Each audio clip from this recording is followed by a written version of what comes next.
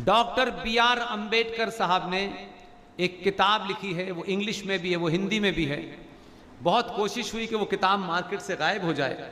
जब से हमने रिसर्च की और हमको जब पता चला तो हमने उस किताब का नाम लिया, खूब लिया, और अब मुझे पता चला पब्लिशर की तरफ से कि साहब 30 साल के बाद इसका इतना ऑर्डर आया है कि बिक नहीं रही। मैंने कहा भगवान करे आप करोड़पति हो जाएं, लेकिन इस किताब को ज़रूर बेचें, आपसे कोई रॉयल्टी नहीं चाहिए, कोई लेना। बड़ा धन्यवाद उसने किया कि आपने बोला। मैंने कहा मैंने आपकी किताब का प्रचार नहीं किया, मुझे इस सोए हुए सनातनी समाज को ये बताना था कि जो तुम नहीं बोल पाए, एक ईमानदार आदमी था, उसने समय से पहले उस फिलॉसफी को पढ़ा, उस फिलॉसफी के बारे में उसने जो निष्कर्ष निकाले हैं वो पाकिस्तान और पार्टीशन ऑफ इंडिया के किताब के पेज में लिख के गया है। और मैंने पेज नंबर, क्योंकि मुझे मालूम है कि आप सब लोग बहुत जल्दी में हैं, मेरे पास बहुत फालतू टाइम है, तो आप लंबी कहानी नहीं सुनेंगे।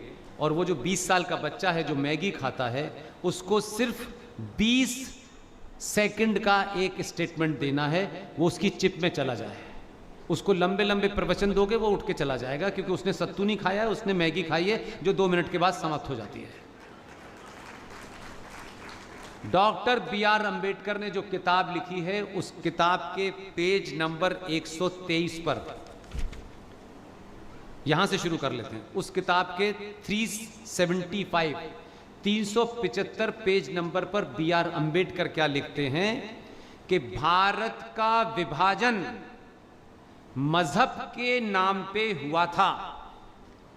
जब तक एक भी मुसलमान भारत की धरती पर है, यह विभाजन अधूरा है। यह अंबेडकर लिख के गए। और अंबेडकर लिखते हैं पेज नंबर 123 पर, भारत के सारे मुसलमानों को पाकिस्तान भेज देना चाहिए। पेज नंबर 125 पर अंबेडकर लिखते हैं, देखिए अंबेडकर को गए हुआ कितना समय हो गया। आज तो आप वर्तमान स्थिति को देख करके अंदाजा लगा सकते हैं।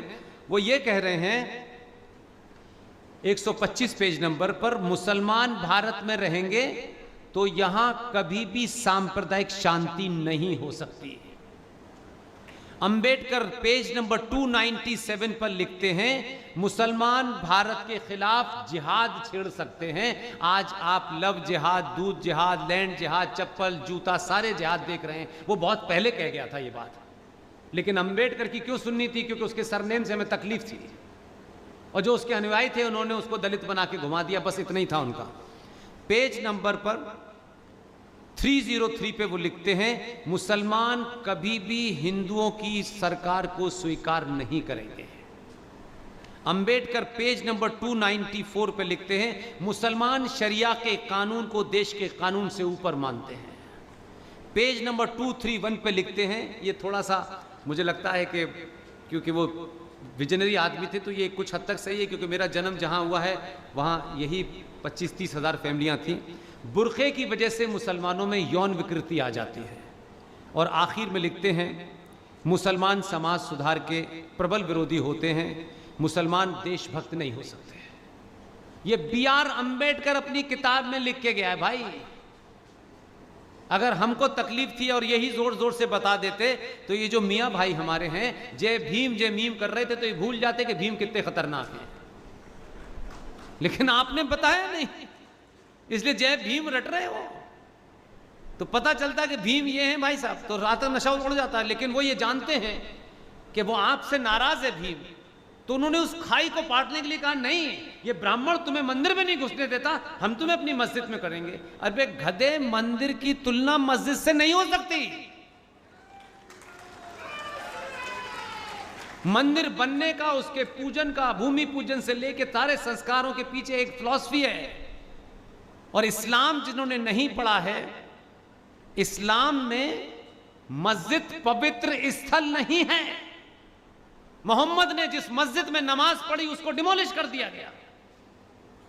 ये मूर्ख हिंदू अपनी दुकान चलाने के लिए भाईजान के जैसे मंदिर है वैसे ही मस्जिद है। मस्जिद का वो दर्जा है ही नहीं। हमारे लिए मंदिर के लिए एक तो पहली बात यह कि विवादित भूमि ना हो, फिर हम भूमि पूजन करते हैं, यानी उस भूमि से परमिशन लेते हैं, फिर मंत्रोच्चारण के साथ उसकी शिला रखी जाती है, तब वो बनता है, फिर उसमें मूर्ति की स्थापना होती है, तब वो मंदिर बनता है। यहां मस्जिद कहां है? हाईवे पे। यहां पीर बाबा सोच के मरते हैं कहां मरना है। एक्सप्रेस वे पे ही पीर बाबा मरते हैं, उन्हें लगता है यही मरूंगा। और इस्लाम में यह भी ध्यान रखिएगा, इस्लाम में किसी भी तरीके की आइडेंटिटी,